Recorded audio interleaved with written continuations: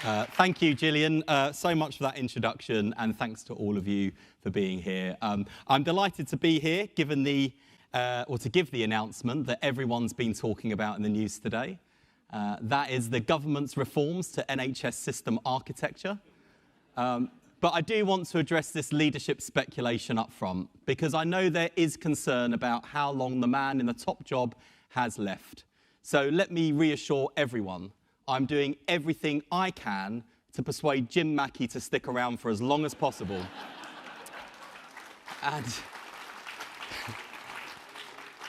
it is a relief, actually, but genuinely great to be here with all of you today. And I'm really grateful, Daniel, for the leadership that you and NHS Providers is showing at such a challenging time. But before I get into the challenges, let me just start with the positives. Because right now, we're achieving things in the NHS we've not seen for a long, long time. And I know it's not been easy. I've made considerable demands on you, and will continue to do so. But you've shown over the last year or so that while the NHS was broken, it wasn't beaten. You've provided 5 million more elective appointments, 135,000 more cancer diagnoses within the 28-day target, and cut waiting are down. There are 2,500 more GPs. In fact, we now have the highest number of GPs on record. You've opened over 100 community diagnostic centres at evenings and weekends, new surgical hubs to bust the backlog, the extra doctors, nurses and mental health staff we need to treat patients on time. And together we've built the 10-year plan for health to create the truly modern health service that we're all crying out for. These are the green shoots of recovery that are beginning to renew confidence and restore faith in our National Health Service for both patients and for our staff. Our investment and modernisation are paying off. And with it, ambition and optimism are returning. It's why I can come here today and say with credibility that we can still cut waiting times to 18 weeks by the end of this Parliament, something few thought possible when we made the commitment in opposition. And while we can do it, and we can do it, while delivering year-on-year improvements to urgent and emergency care, so we can get back to seeing people within 4 hours, and while rebuilding general practice so that patients can get an appointment with their doctor when they need one. So I want to begin by saying to all of you, genuinely, thank you. There's sometimes a perception out there that I'm going to have to really battle this system and all of you to modernise. And it is such a misrepresentation of the leaders I work with. NHS leaders and frontline staff are not only chomping at the bit for change, you're the ones showing the world that it can be delivered. There's a real can-do culture back in the NHS. But, and it's a big but, there is also a great deal of jeopardy out there, from economic constraints, winter pressures, industrial action, and the political forces willing us all to fail. So there's a lot of pressure on our shoulders too, because we all know how important the NHS is to our country, how central it is to the lives of every family in this land, and how strongly we believe in the values that have underpinned it since 1948, values that are becoming increasingly contested. So it's important, I think, for us to keep in mind the consequences if we get this wrong. Millions are counting on us, and there's much, much more to do. So this isn't the moment to ease off the gas. This is the moment to push our foot harder on the accelerator. One reason why we see renewed confidence is the rigid focus you've brought to reducing waste and increasing productivity while improving services at the same time. In fact, reducing waste and increasing productivity are essential to improving patient services and staff experience. This government is investing an extra £26 billion in the NHS this year. We continue to be relative winners of budgets and spending reviews, although you and I know what the word relative means, which is why I'm always relatively happy at how we do at budget time. And we owe it to patients, to staff and to taxpayers to make sure that every penny that's going into this service is money well spent. That's why I'm really proud that for the first time in years, the NHS is in balance 7 months into the financial year. It's not going to be easy to stay on track for the rest of this year, especially with the double whammy of strikes and winter to come. But breaking even is a huge shift from the £6.6 billion deficit we were looking at. There are people out there saying that universal healthcare, free at the point of need, is no longer affordable or possible. And everyone in this room and beyond is proving them wrong. So this isn't just a technocratic accounting triumph.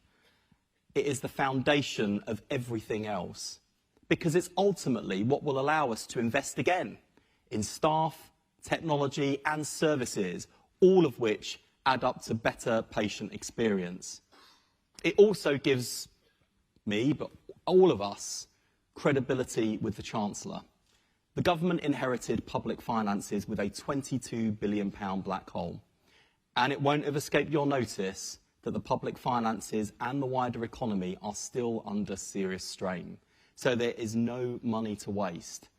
And I think that it's really important that we accept with some humility that one of the reasons the Chancellor's having to make some unpopular choices is to protect investment in the NHS. This government will always put our public services and our NHS first. But the investment Labour is making in the NHS also comes with a moral duty for us as NHS leaders, because every penny that goes into treating the sickness in our society is a penny that could have been spent on tackling the wider social determinants of health, much of which sits outside the NHS, on prevention rather than cure. Of course, when I say savings, it sounds very benign. In reality, I do want to take this opportunity to acknowledge that this has been particularly hard for ICBs. I've asked a lot of you this year. Last year I said that ICBs will have a more focused purpose as strategic commissioners. They're the drivers of the transformation from a national health service to a neighbourhood health service and a preventative health service. Given that focus brief, we're asking ICBs to downsize significantly. Having overseen redundancies in organisations I've worked in previously, I want you to know I do not take this lightly. I know this will have been weighing heavily on all of you and the people who work for you. And I certainly don't want ICB leaders to take the flak for decisions and timetables on headcount that are ultimately my responsibility. I'm very alive to the uncertainty that's hung over staff for far too long. And I don't mind saying it's made me uncomfortable, as it should, because I know we're not just talking about jobs, we're talking about people's livelihoods. And again, that is my responsibility, not yours. I want to be honest with you and through you to your staff that I have not resolved this quickly enough. But this is worth doing, and we can now bring certainty to people. From today, I'm giving ICBs the go-ahead and the funding for the voluntary redundancy programmes that staff have been waiting for. This will see overall headcount cut by 50%, which will particularly, not exclusively, but particularly affect roles in corporate services, communications and administration. Alongside this, we're moving ahead with the abolition of NHS England and will complete it to the timetable the Prime Minister announced in March. Headcount across my department and NHS England will also be halved, returning to the size we had in 2010 when the NHS delivered the shortest waiting times and highest patient satisfaction in history. This move will free up more than £1 billion a year, which will be reinvested in frontline care. To anyone listening at home, and who knows, someone might be listening at home, I want to reassure you that our investment is not simply pouring more water into a leaky bucket. We're plugging the holes, cutting out the waste and rebuilding our National Health Service.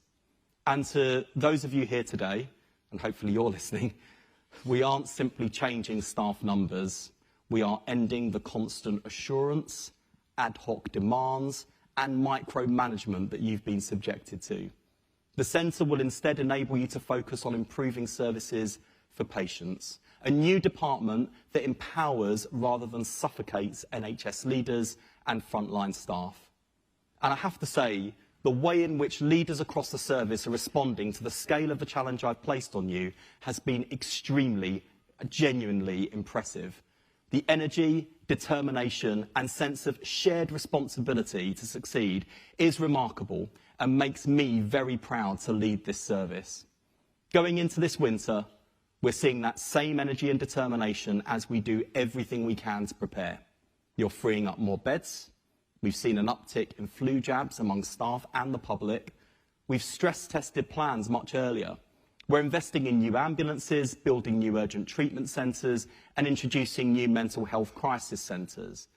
Online access to GP practices should stem the tide of the 4 million patients who go to A&E each year because they can't get through to their local surgery. So thank you to all of those GPs who have successfully introduced this new system. You'll be crucial in unclogging emergency departments, freeing up beds and saving lives this winter. And on the social care side, we're working more closely with local authorities to ensure people get the care and support they need at home rather than languishing in hospital beds. But we know that the NHS is already running hot. A&E and ambulance demand is already higher than it was in 2024. Flu is coming earlier, and there is a particularly nasty strain this season. Those are the challenges we have to rise to. For many patients who come through our doors this winter, it will be the one time in the entire year when they experience the NHS. What impression do we want them to leave with? Do we want to be just about managing? That can't be our benchmark. We can't accept the winter crisis as an annual event like the John Lewis Christmas ad. We have to improve year on year. And of course, with all these challenges, the last thing patients need this winter is strike action by the BMA. I was really proud of the way that NHS leaders and frontline staff pulled together to get through the last round of resident doctor strikes. We saw an additional 11,000 procedures going ahead compared with the June 2024 walkout. We managed to keep the costs of industrial action down to the tune of £100 million less than the previous round. And despite the busiest July on record for A&E, this was the highest proportion of patients seen within 4 hours in 4 years. I think that is a considerable achievement. And I want all of you to know that it wasn't lost on me how hard you all worked to keep the show on the road. But the truth is that strikes do have unavoidable and serious consequences, particularly when they're called during winter. That is why I made a comprehensive offer to the BMA last week in a final attempt to prevent strike action. Coming on top of a 28.9% pay rise, which they've already received from this government, I would have thought that our offer to go even further with extra jobs, prioritisation and money back in their pockets would have demonstrated how serious this government is about improving resident doctors' lives and career prospects. Yet the BMA rejected the offer out of hand, refusing to even put it to their members. If strikes do go ahead, at a cost of around £240 million, we will not be able to afford the same offer again. So my message to the BMA is simple. Postpone the strikes, trust your members, and give resident doctors a say. Patients, doctors, and the wider NHS staff all lose if strikes go ahead. And there is still time for everyone to win. That brings me to a broader point about choices and trade-offs. When we pull together and when we mobilise behind the ideas in the 10-year plan, we can deliver year-on-year improvement, change and transformation that gets the NHS back on its feet and fit for the future. When parts of our team fail to recognise that we can't solve everything for everyone, everywhere, all at once, that's when we run into difficulties. That's what makes our collective job much harder. I know I'm preaching to the choir in this room because as leaders, there are choices and trade-offs that you face every day. And it's really important that we continue to work together to face those choices and trade-offs in an honest way. Because the progress of the last 18 months tells a bigger story. One of a service beginning to believe in itself again. That's quite something, given the horrendous state of neglect the NHS was in after 14 years of underinvestment and mismanagement. And we have to be honest that some of what we're doing has never been tried before. Success won't happen overnight.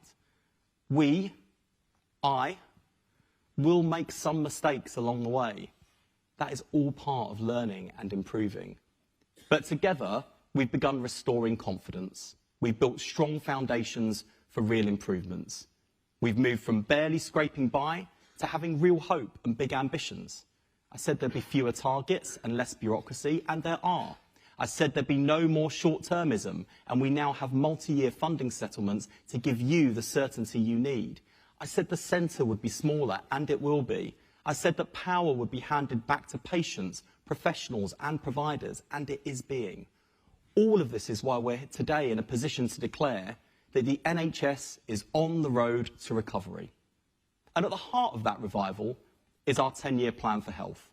It sets out how we'll transform the service of today into an NHS fit for the future.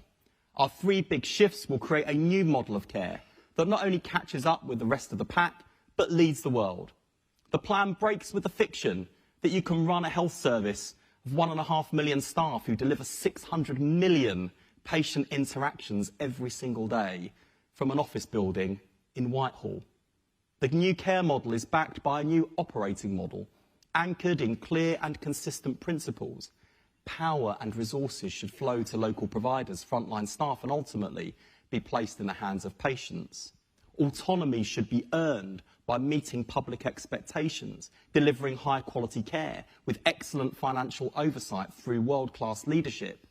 Good performance should be incentivised and rewarded. Poor performance should be held rigorously to account. And transparency and choice are not essentials. They are essentials, not nice to have. That's what lay behind our decision to publish new NHS league tables. I know there was a concern when I announced them last year that this would be about naming and shaming and good old-fashioned manager bashing.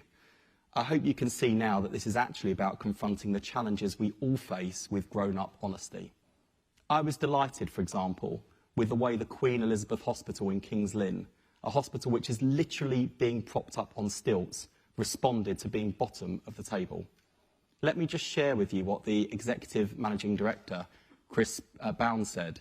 He said, and I quote, "The issues about our waiting times in our emergency department being too long, our waiting times for cancer care and elective care being too long, and our financial situation are not attributed directly to the state of the building. There are things we must do within this building to improve the experience of patients and staff." Now, the reason I highlight that as an example is he could easily have said, "Oh, it's all because my hospital's falling down." And I know he could have said that because I recall offering that defence myself on BBC local radio in his part of the world earlier that day. And in contrast to what I said, what Chris did was offer the warts and all honesty that is the first step on the road to recovery.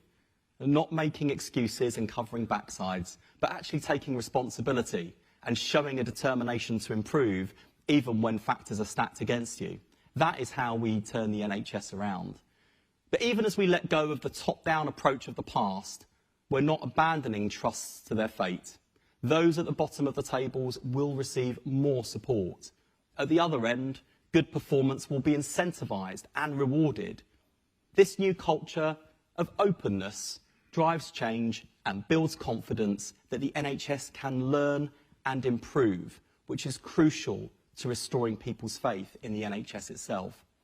And today I want to talk about the next steps we're taking on our new operating model.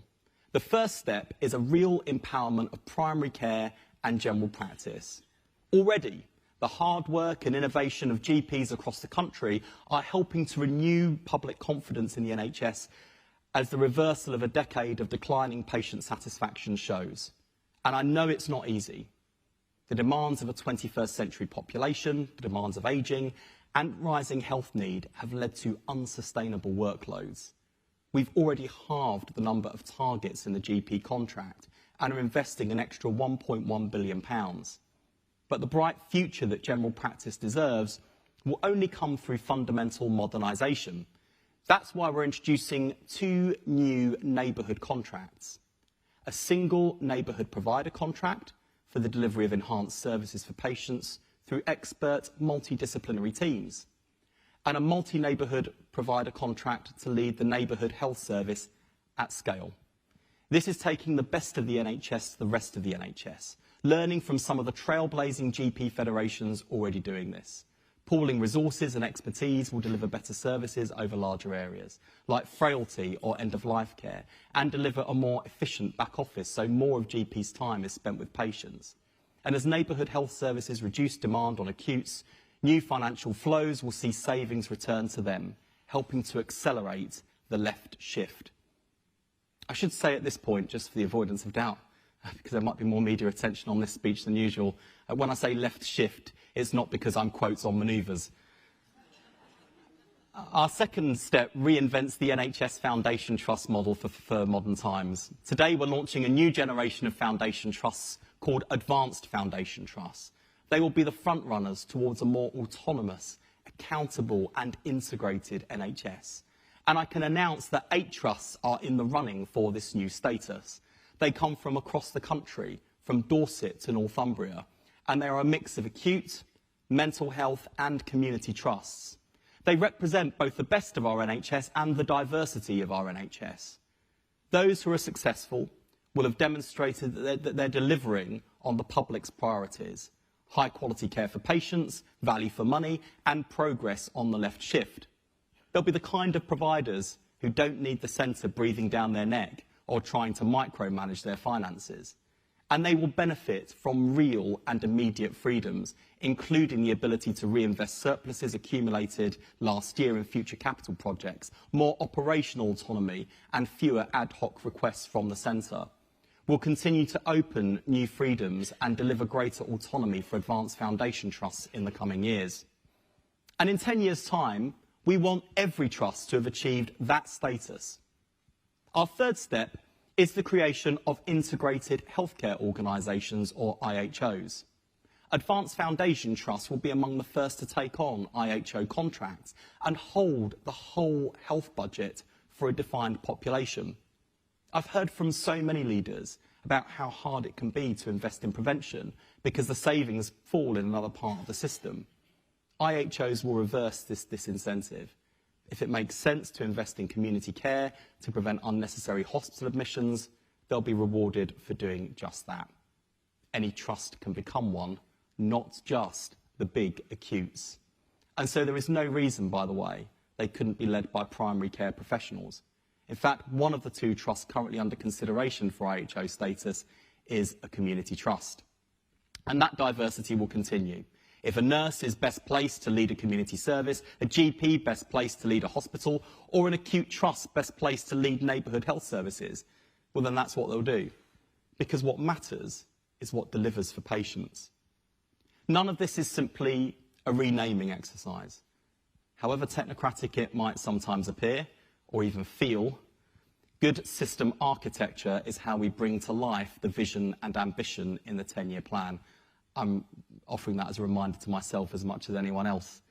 We're breaking the NHS out of its short-term cycles, of annual plans, of emergency bungs, of rolling crises, complex rules, unnecessary targets.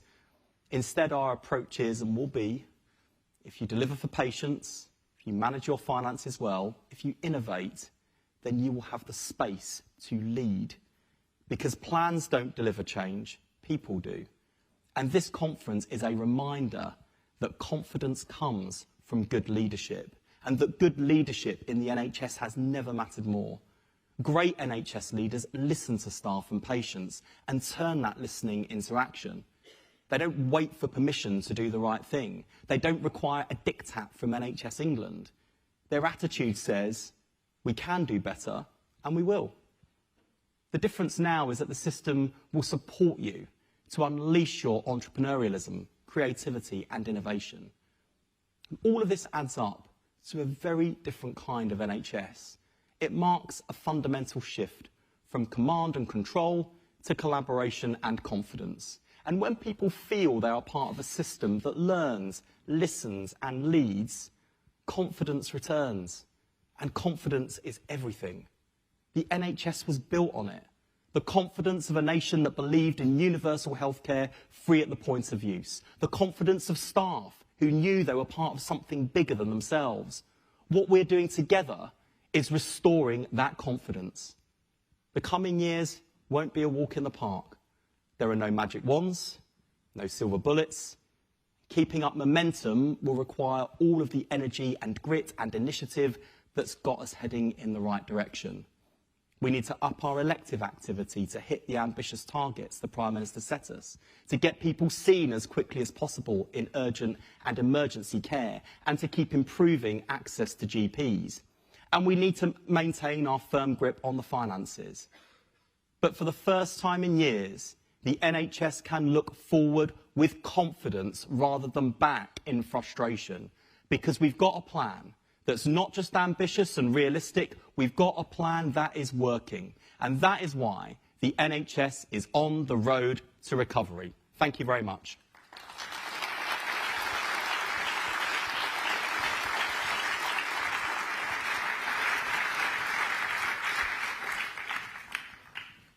Thank you, Secretary of State. Thank you very much for your keynote speech. Now, I know you said you're not on manoeuvres, but you know that I'm going to ask you about that. So Keir Starmer's vowed to fight any plots to oust him.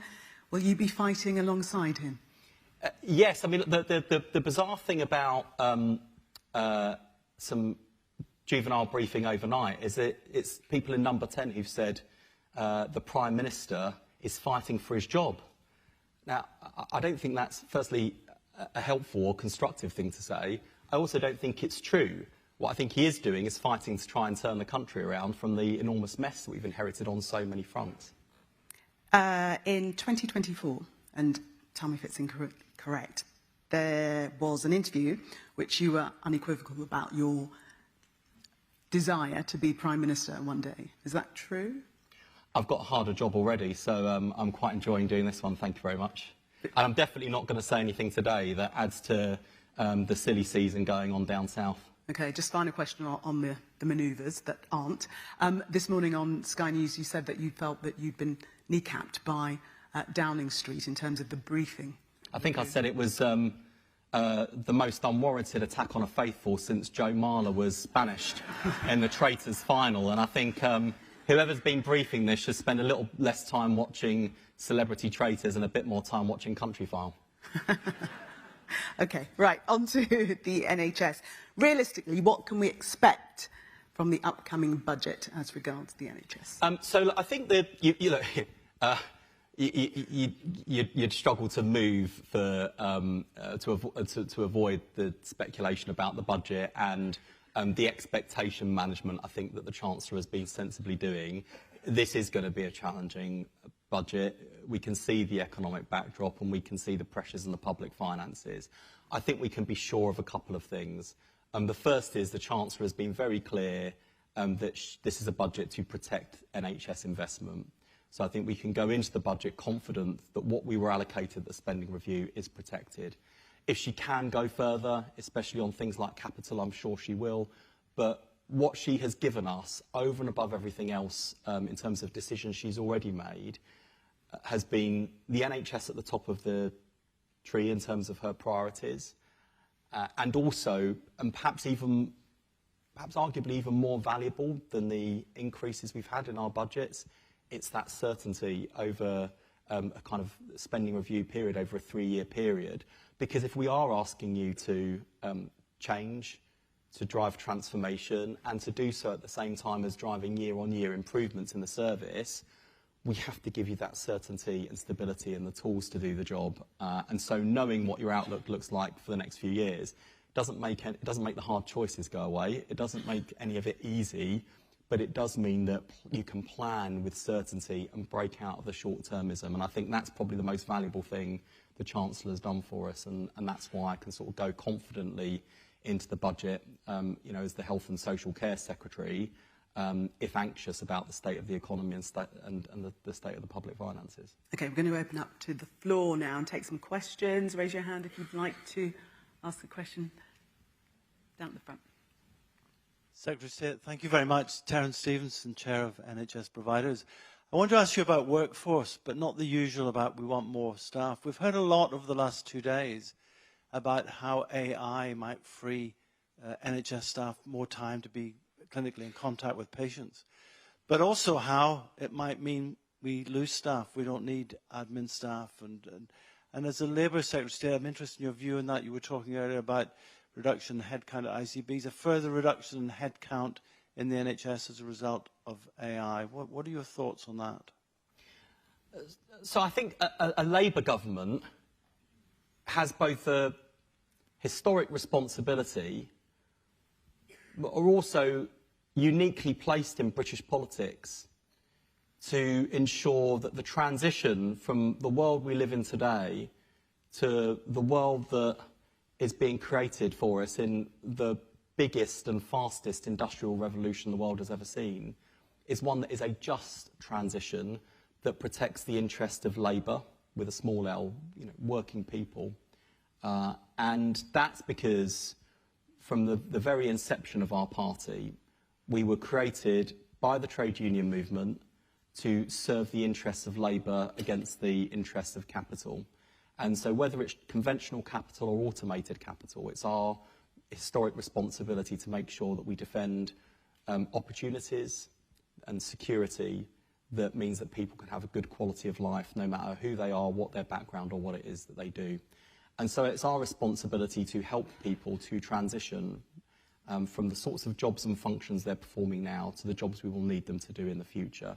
And yes, there are certain functions that will be automated, and I think there is a liberating potential of technology for staff and for patients, whether it's kind of stripping out some of the tedious form filling that staff always frustrated by, or whether it's the ease, convenience, the choice and control that can come to the palm of patients' hands.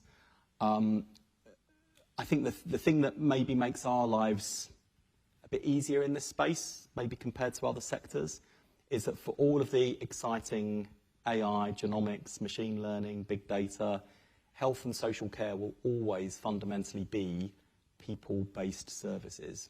And so I think the question for us is, how do we get the most out of people? Where do people add the most value?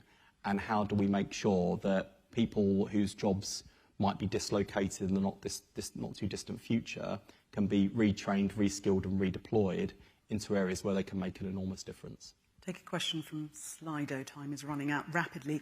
In another life, would you ever consider applying to be an NHS Trust Chief Executive? If there's a job more difficult than mine, no. In all seriousness, and I hope people took from what I said the sincerity of it, and not just Trust Chief Execs, but I think particularly this year, what I've asked of ICBs as well. You have got bloody difficult jobs.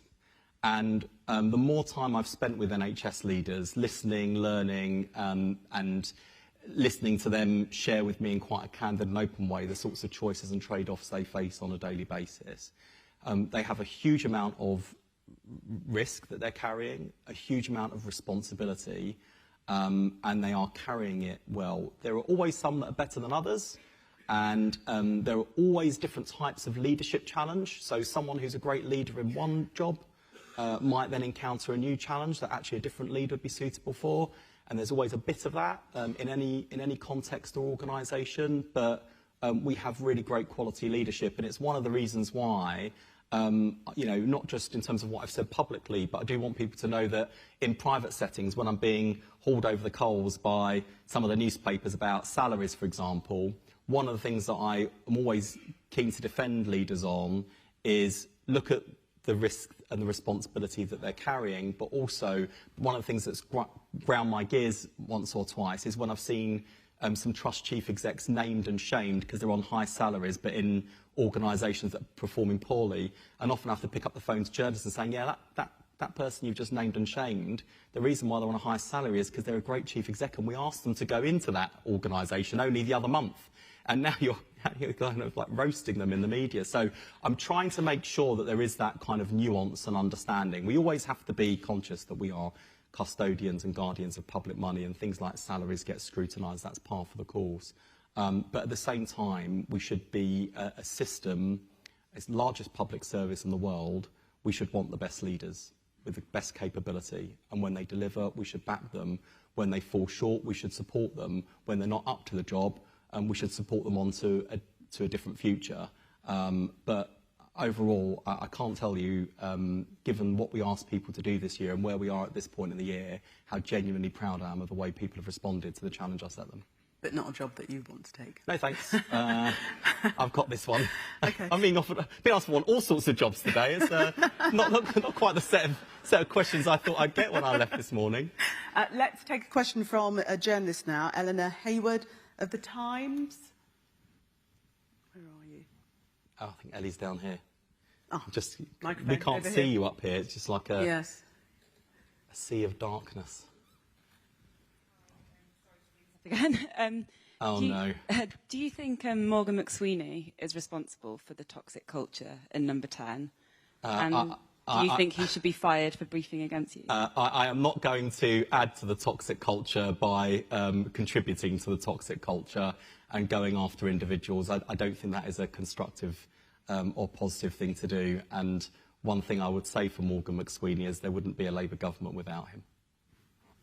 Okay, thank you. We've got one more question, and that will be the last one, if you get in very quickly. Laura Donnelly, I think, was going to ask one. Okay, let's go to Laura then. Yeah, Laura Donnelly from the Daily Telegraph. Just wanted to come back to strikes and ask, do you think there's a case for making it illegal now for doctors to strike in the same way that it is for say, the police and for the army? Well, unsurprisingly, as a Labour politician, that's certainly not my instinct. And, there's a reason why we support people's right to withdraw their labour. I think what I'd say to the BMA is, with that power comes a responsibility and a duty of care to patients. And honestly, I mean, look at the turnout in that latest ballot, and look at the level of mandate they got for it. A majority of resident doctors didn't vote for this strike action. And it's not surprising, really, given they've had a 28.9% pay rise, that since the last round of strike action, I said, well, look, we can create 1,000 more specialty training places right now for the current application round, in addition to the other 1,000 that was earmarked in the 10-year plan for the next few years. So we're doubling the number and bringing it forward to right now. I've offered to act on things like exam fees, portfolio fees, to do some backdating on that. I cannot think of a precedent in British trade union history where, after that level of pay rise, people have then chosen to walk out on strike. And I've listened to what they've said in the media, and whether they've got their most reasonable voices out, like Jack Fletcher, or their most unreasonable voices out in the BMA, they are basically saying the same thing, which is, we want more, we want it now, and we're not interested in the choices and trade-offs that you have to contend with as a government. And I just urge them to think about a few things. The first is, I'm responsible for 1.5 million people in the NHS, not just resident doctors, many of whom have not had a pay rise anything like what resident doctors have had, and many of whom, at the height of their career earnings, will never earn as much as the lowest paid doctor. The second thing I'd say is that this strike action causes untold misery and disruptions to patients who could do without it. Thirdly, it is always true, and especially true in winter, it puts untold pressure on other NHS staff who are picking up the pieces for the damage and disruption that resident doctors and the BMA are inflicting on the service. And finally, I think the leadership of the BMA need to really consider whether at this time, with green shoots of recovery, they want to set the system back. Because there isn't a more pro-doctor, pro-NHS Health Secretary or government waiting in the wings. There is Nigel Farage and the Reform Party. And finally, you look at the state of the public finances and the sorts of choices we're making, especially for the NHS. Let me tell you, when we ask some of the wealthier to pay more, some of the most effective lobbyists against paying higher tax are the BMA Consultants Committee and the BMA Pensions Committee. So what they effectively do is say we want other people to pay for higher salaries for doctors. And as much as a cancer survivor, I think my surgeon's worth is worth his weight in gold, we have to be honest and realistic about the challenges in the system, the challenges in the public finances, and the challenges facing every family in the land. And it's time for the BMA to get real. But one way or another, we're not going to be held to ransom. We are going to plough on regardless. And I think it's become increasingly clear that the BMA is no longer a professional voice for doctors. They are increasingly behaving in cartel-like behaviour, and they threaten not just the recovery of the NHS under this government, they threaten the future of the NHS full stop. And I think that is a morally reprehensible position to be in. Final question. What lessons have you learned from...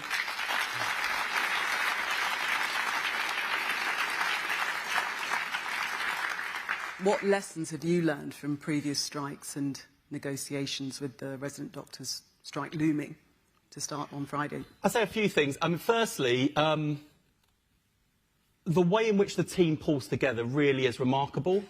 And I think on so many fronts, but on this front, Jim Mackey and his team nationally, the team of leaders and frontline staff across the country deserve real credit for the Herculean effort they put in last time, and I know we'll do again. We can keep activity up, we can keep costs down, but ultimately you can mitigate. What you can't do is eliminate the cost, the risk and the disruption. And that's why, as you can tell, I'm mildly frustrated to the point of actually fury about where we are with this round of strikes. Not least because, you know, I think people can probably tell with what I've said publicly, let alone what I've said privately to the Residents' Doctors Committee. I have so much sympathy for the issues they raise in terms of the conditions their members face at work, their desire to improve both their working lives now and conditions, but also their career prospects. So I came into this office really in their corner and wanting to make progress. And I will still make progress for them, but I will do it without the BMA. I will make progress on specialty training places because it's the right thing to do. I will tackle the international medical graduates issue because it's the right thing to do. I will do both of those things without the BMA.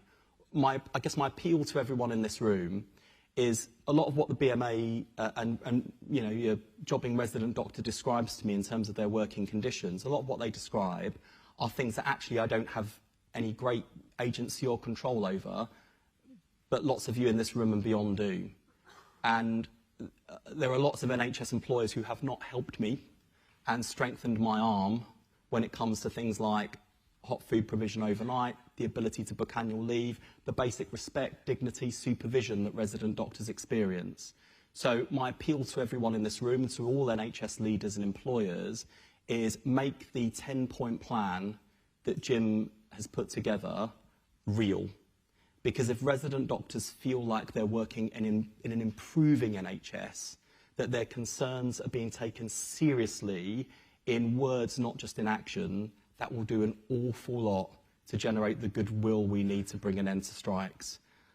So regardless of the antics of the BMA, let's just keep our eyes on the prize. Let's do the right thing by all our staff at all times, because if there's one thing I've learned this side of the election in this job, leading this service rather than commentating about it or planning to lead it, it's that this is a service with remarkable people. We will only succeed as a team. We need to look out for our team, nurture and cherish our team, because ultimately it will be the team that will be able to look back with pride and say we were the generation that took the NHS, got it back on its feet and made it fit for the future. Secretary of State, thank you very much. Thank you.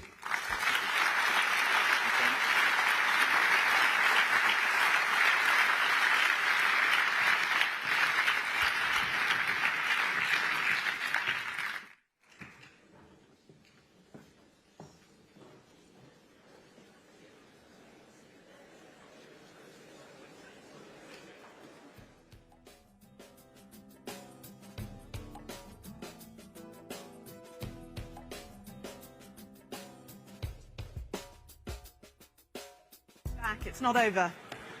Got a microphone? It's not over. It's not over yet. It's not over yet. Okay, we're going to move on to the next session, learnings from the neighbourhood health simulation. Well, following the completion of the simulation, the panel will share reflections and key learnings gathered across the 2 days. I'm sure many of you will have gone to see the simulation. You'll get insights on how neighbourhood health and a patient-centred approach can strengthen the long-term sustainability of the healthcare service. Please welcome to the stage Simon Morioka, Joint Chief Executive PPL, Dr. James Kent, National Advisor NHS England, and Claire Kennedy, Joint Chief Executive PPL. I'll come and join you.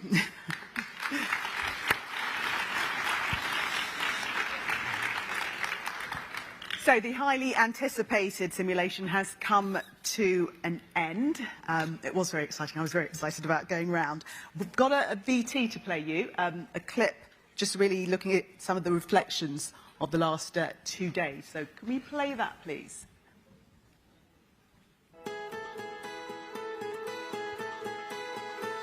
It's our great pleasure to be working with NHS Providers and with our technical partners Optum and Feedback Medical to be running a simulation of the Neighbourhood Health Service in action. We have over 100 people gathered together in a room, frontline professionals, system leaders, residents, patients, all coming together to run a simulated version of a year of the Neighbourhood Health Service.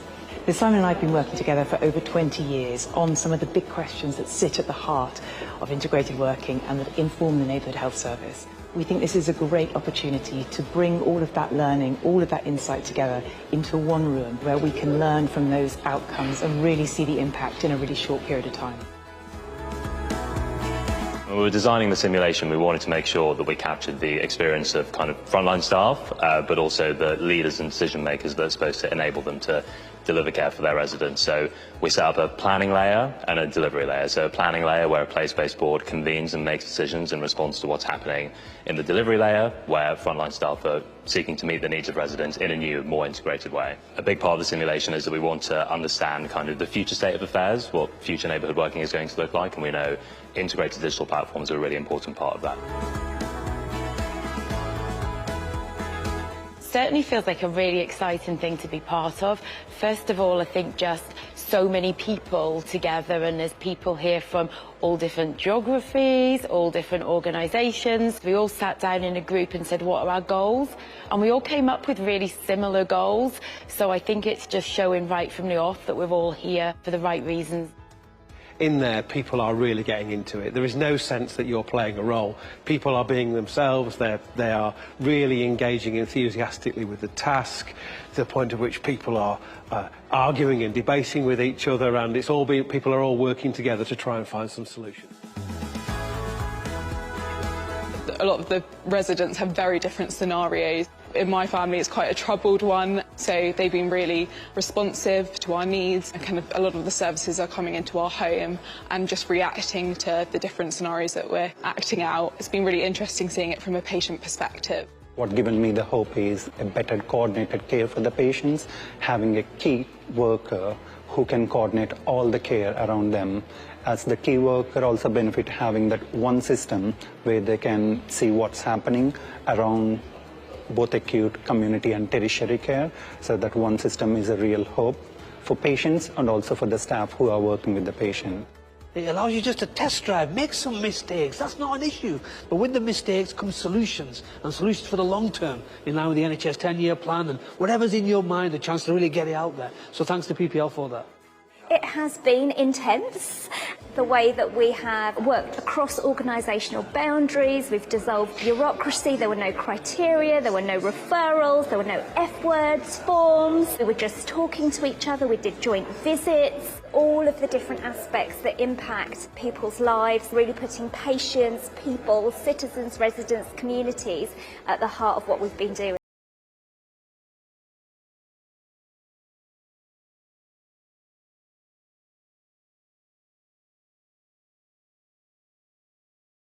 So, no F words. Nobody mentioned forward thinking. Claire, update us. How did it go?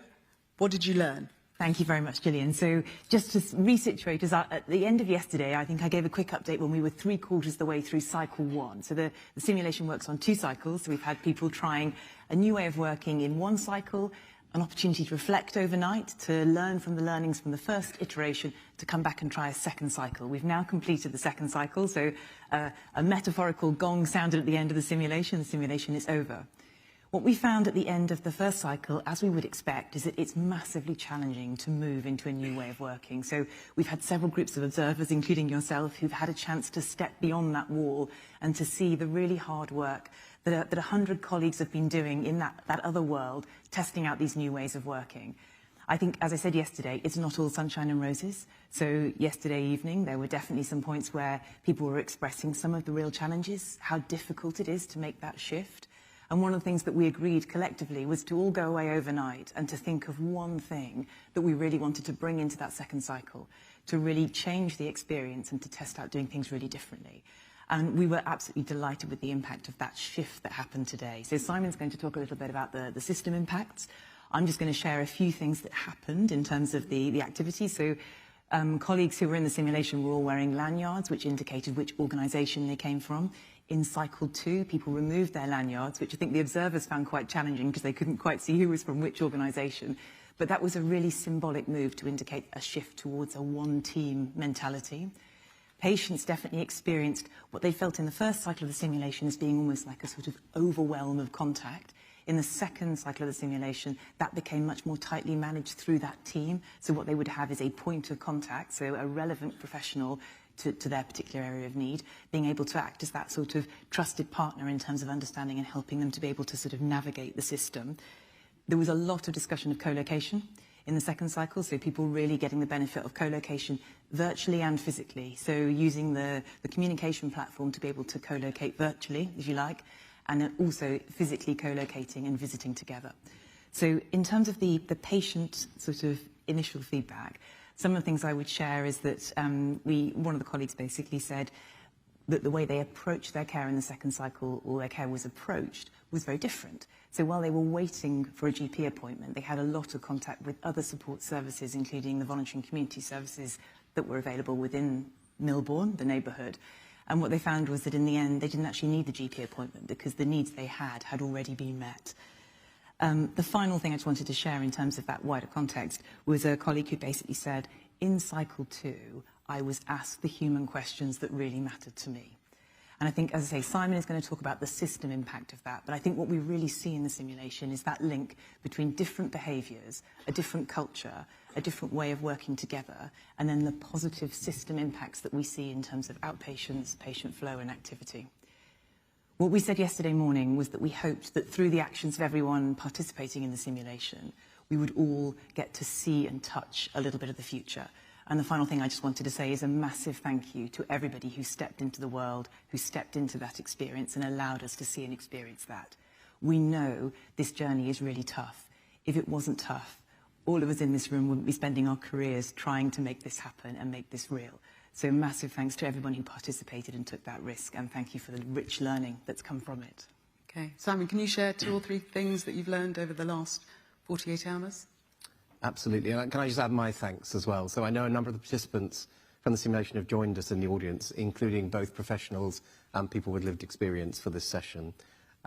It's a credit to them that we've made any progress at all over the last 48 hours. If you look to your left and right and you see somebody who's looking particularly knackered and who you didn't see at the bar last night, it was probably because they're one of our simulation participants. And one of the things we said at the start of this was that we were looking to simulate a whole population model. And I think what we've experienced over the last 2 days is a whole population model. I know there was a question yesterday around, is there a place for children and young people in the neighbourhood health service? And again, I think the answer categorically from the experience of the last 2 days is yes, there is. We cannot ask professionals or communities to prioritise between children and young people and older people or working age adults. The reality is that we have to start somewhere, and we have to start somewhere that creates the headroom. So by focusing on the frail elderly population and by focusing on secondary prevention, we could see in the data that we were stopping people going into hospital unnecessarily, reducing non-elective admissions, reducing A&E attendances. However, that gave us the headroom to then start to look at the wider population.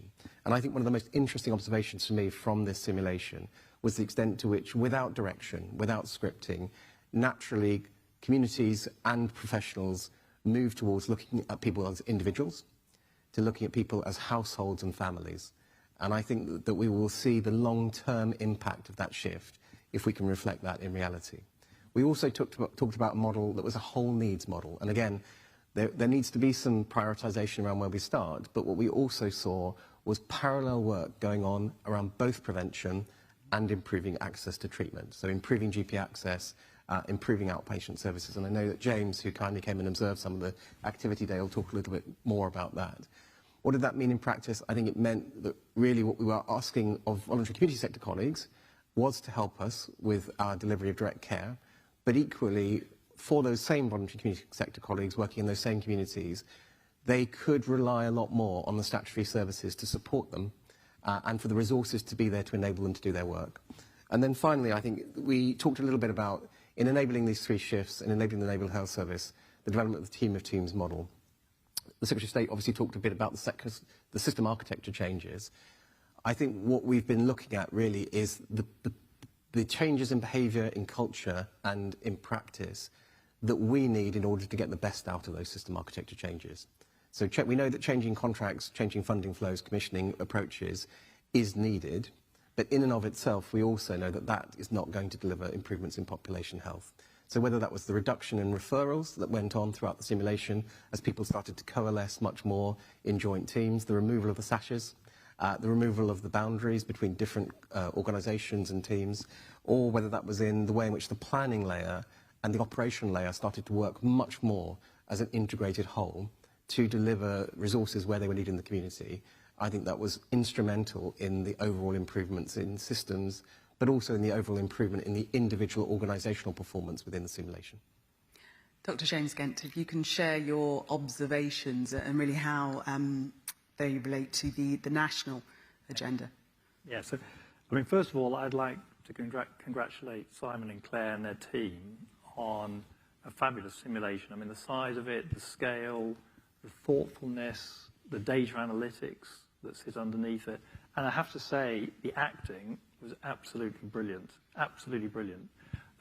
As I was observing through this morning, I mean, some of the things that struck me is, first of all, it is really clear. I mean, some of the patients and the family descriptions were really deliberately complex, and it was really clear to the professionals who they needed to contact.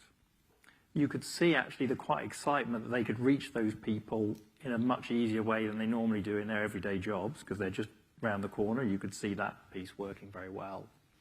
I mean, the reflection is there's still a lot of people that are involved, and that how do you coordinate that, particularly for the patient, who occasionally is faced with quite a lot of advice from a lot of different professionals. We need to think about the leadership of some of this stuff. But for me, I think what I really took away is that the neighbourhood health, is a central plank of the 10-year plan. It is a core driver of the 3 shifts that the Secretary of State, talks about. We have hundreds of really good examples of neighbourhood health up and down the country. But we also have a huge amount of scepticism that we won't be able to drive this at a scale, and we won't be able to do that at a scale that will make a difference to our acute trusts and therefore allow us to shift the funding. That's where the scepticism lies.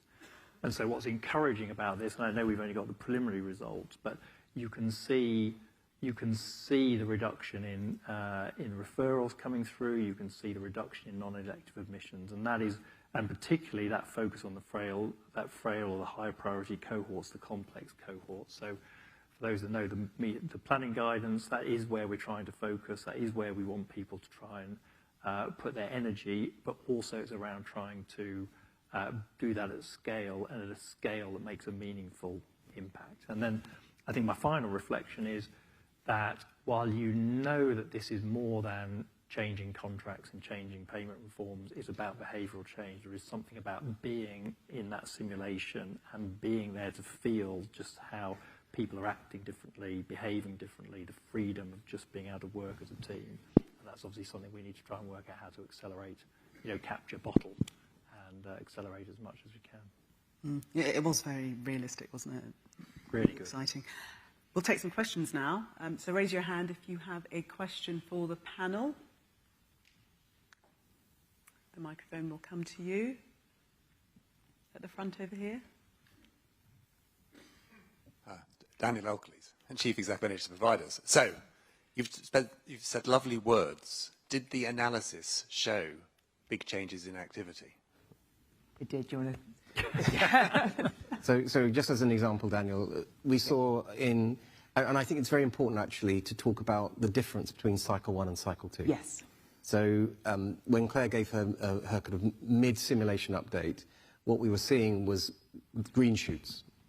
By the end of cycle 2, we were seeing indicatively a 25% reduction in outpatient appointments in those areas of the place of Ashland where the neighbourhood health service was up and running.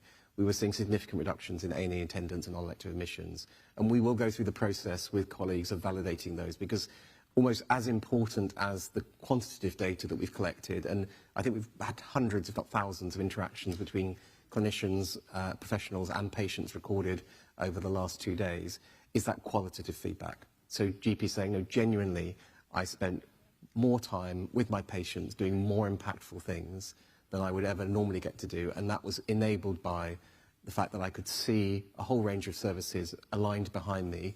I wasn't simply having to try and put in repeat referrals to try and get the help that I knew those people needed, and actually in many ways those services were proactively stepping into the mix.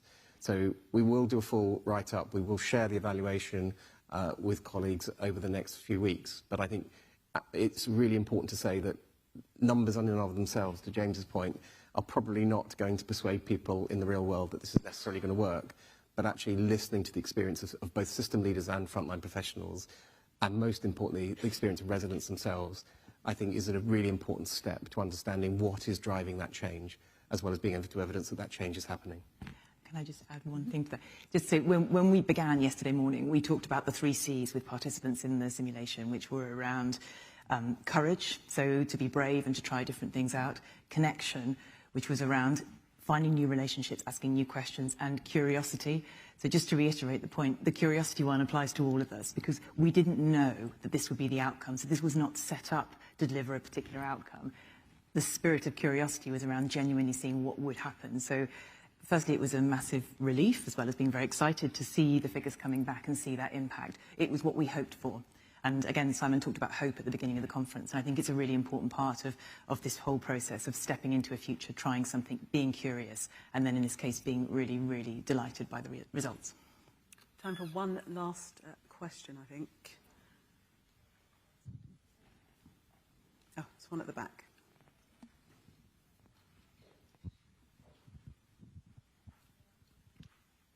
Thank you. Andrew George, Oxley's NHS Foundation Trust. In the analysis, are you also going to have the ability to look at what are not only the skills which your teams had, but also the behaviours, one might even say almost the virtues, both of the frontline staff, but also of the leadership teams that you had, to understand what it is that we need from them in order to drive the change that we want to drive to improve the healthcare for the neighbourhoods that we're serving? Thank you. Do you want to take that? Yes, absolutely. So those of you who played the role of observers through this process, and Andrew, I know you were one of those observers, are a really important part of capturing that, because those observations and reflections are a really important part and input. But also, obviously, we've done several debrief sessions with the participants throughout the 2 days to be able to get exactly that insight, because, as you say, it's so critical. And the relationship between what's happening at the planning level and what's happening in delivery, getting that right and getting that as a genuine dialogue is absolutely key to moving this forward. So, yes. We've come to time. Thank you so much, panel. Good to find out what the outcome was of the simulation. It was the high point, I think, for everybody. We were so excited about it. So Claire Kennedy, Simon Morioka and Dr. James Kent, thank you very much.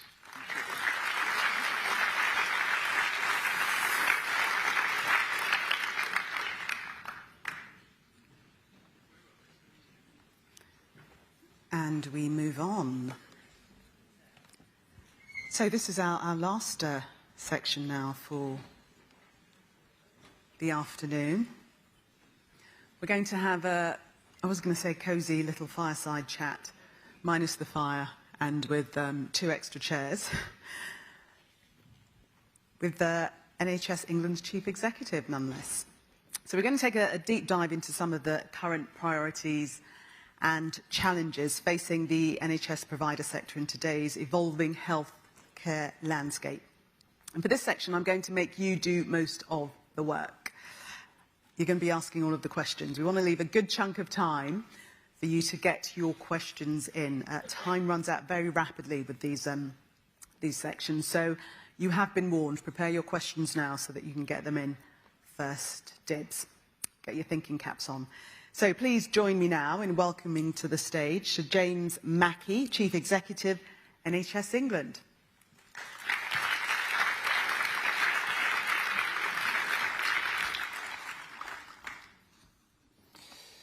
Hi everyone, good to see you today again. I was just thinking earlier on, the first time I did one of